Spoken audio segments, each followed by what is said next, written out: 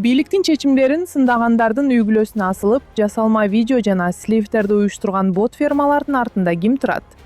УКМКнын пансионатын жарнамалаган медиа жана УТРК кызматкерлеринин фейк фабрикасындагы ролу. Аягына чейин көрүңүз. Добро пожаловать в новую реальность. Реальность авторитаризма. Таковы особенности национальной политики. С вами журналистка в изгнании Лейла Саралаева. Бул Лейла Саралаева, белгилүү кыргызстандык журналист жана азыркы бийлик үчүн эң коркунучтуу адамдардын бири. Аны каралоого жумшалып жаткан күч менен каражатка караганда дал ушундай жыйынтыкка келсе болот. Саралаева өзүнүн Facebook баракчасына эмне гана жазбасын, фейк аккаунттар менен троллдор армиясы дароо ишке киришет. Атайын жалданган фейктер аны жамандаш үчүн факты таппай айласы кеткенде акылга сыйбаган ушактарды, калптарды жана монтаждалган видео сүрөттөрдү чыгарып, эч нерседен тартынышпайт. Айласы кеткенде атүгүл баласына чейин асылышат. Европаны кыдырып жүрөт. Европа демократия демиш болуп, кыргыздар бийик туткан үй бүлөлүк баалуулуктарды Лейла Саралаева талкалап алгандай. Баласы элге өтү деп социалдык тармактарда айтылып жүрсө, кызы грузин менен жарандык никеде жашайт. Муну менен гана чектелбестен, журналисттин сырткы келбетине, фигурасына чейин жазышат. Аны ата-энесин карабай таштап кетти деп айыптагандар Лейланын дал ушул бийликтин айынан мекенин таштап качканын айтышпайт.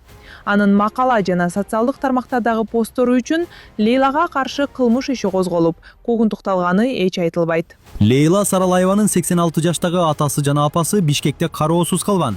Өзү болсо Кыргызстанга каршы иштеп тапкан акчасына чартанбай тээп Европаны кыдырып жүрөт. Лейлага жасалган эң масштабтуу жана кескин чабуулдардын бири май айынын аягында болду. Бул анын мамлекеттик ипотекалык компания курган үйлөрдүн сапаты, Кытайдын таасири жана Ысык көлдүн экологиялык көйгөйлөрү тууралуу жазгандан кийин башталган. Мындан тышкары, Лейла Садыр Жапаров жана кыргыз саясаты жөнүндө дайыма курч билдирүүлөрдү жарыялап келет. Өлкөдөгү катуу цензурадан улам Кыргызстанда мындай темаларды көтөрүүгө баарынын эле дааты жете бербейт. Ошондуктан Лейланын ар бир посту коомчулуктун көңүл чордонунда калат. Бийлик мындай популярдуулукка чыдай албайт окшойт. Лейла Саралаеванын негизги максаты белгилүү эле. Эптеп эле элди дүрбөтүп, чагымчыл маанай жаратып, башаламандык болуп кетсе деген тилегин ишке ашыруу. Бирок элдин акчасына жалданган троллдордун аракеттеринен көп деле пайда жок. Лейла жөнүндөгү мындай билдирүүлөр болгону 5тен 10го чейин эле лайк чогултат. Комментарийлерди карасак, чыныгы колдонуучулар Лейланы жактап жатышат. Дал ушундай эле комментарийлер Болот Темиров тууралуу посттун астына да жазылууда. Фейк аккаунттар бир нече жыл мурун монтаждалган эски видеолорду кайрадан ар кандай группаларга бөлүшүп жатышат. Ал видеолордо авторлор үй бүлөлүк баалуулуктарды ортого салып, Болот Темиров Кыргызстандагы аялы менен баласын таштап кетти деп айыпташкан. Бирок чындыгында бийлик өзү аны өлкөдөн күчкө салып айдап чыгып, жарандыгынан мыйзамсыз ажыраткан. Ушундай эле чабуулга белгилүү журналист Эрнист Кыязов да кабылды.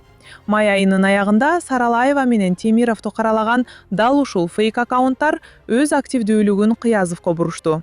Ал акыркы убакта бийликтегилер үчүн дайыма эле жагымдуу боло бербеген, эл арасында популярдуу подкасттарды жаздырып келет.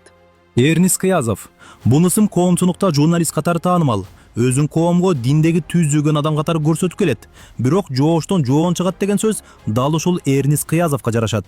Анын журналистикада көп жылдыр тажрыйбасы болгону менен мекенине зыян келтиргендерди тымызын колдоп, алардын арты менен байлык топтогону коомдо айтылып жүрөт.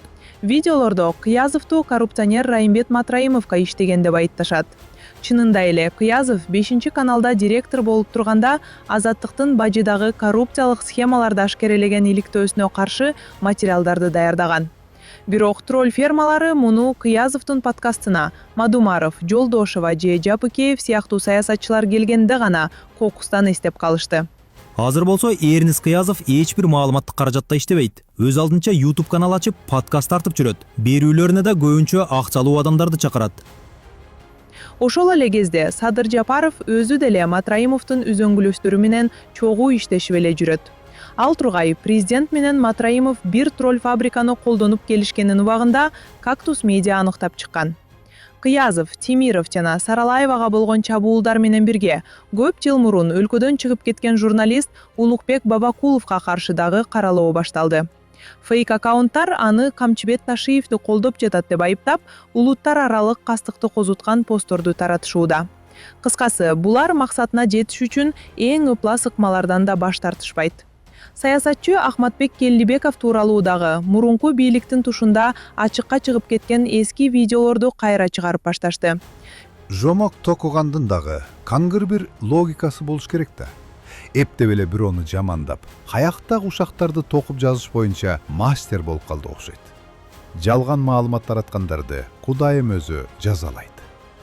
Жалган маалымат тараткандарга айтарым, өзүнөр токуган жомогунарга өзүмөр ишенесиңерби? Ал эми айрым чабуулдарга троллдор өздөрү түздөн түз бет кактарын сыйрып эле катышууда.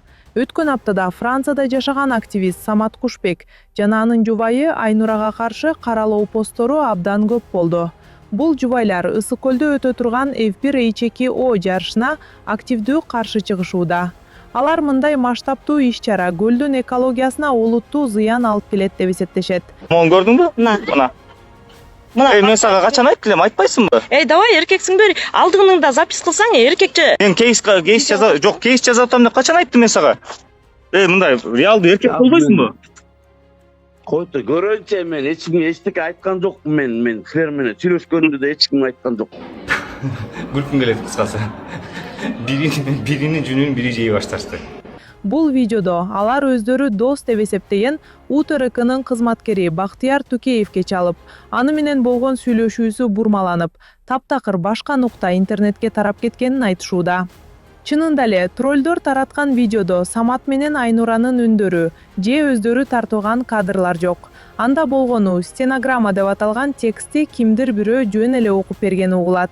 Мына бүгүн ИИМ эскертүү берди, сенин сөздөрүңдө элди козутуу, массалык башаламандыкка чакырып болуп калып иш козголуп, анан Кыргызстанга келе албай же башка жака чыга албай, сен келбесең да балдарың келе албай проблема болбосун. Эмне кыласың жак атып кетип? Проблемаң айттың, болду да.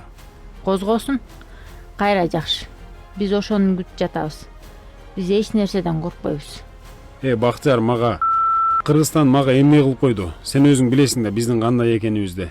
Бийликтин чечимдерине каршы чыккандардын баарын коркутуп үркүткөн троллдор кадимкидей эле мамлекеттик террорду уюштуруп жатышкандай. Алар ар кандай маалыматтарды чаптап-чампап, видео монтаждап, активисттердин, журналисттердин оозун жабууга аракет кылышууда. Дал ушундай кол тамга менен иштеген топтордун бири Каганат медиа. Алар УКМКга иштешерин ачык эле көрсөтүп, жашырбай да калышты. Жада калса атайын кызматтын мекемелик эс алуу жайын өзлөрүнүн Facebook баракчаларында ачык эле жарнамалап келишет. Бул Камчыбек Ташиевдин тушунда атайын кызмат үчүн курулган Кызыл Белес ден соолукту чыңдоо борбору. Иши кылып УТРК, УКМК баары биригип эч нерседен тартынбай, коомчулуктун оозун басуунун үстүндө иштеп жатышат.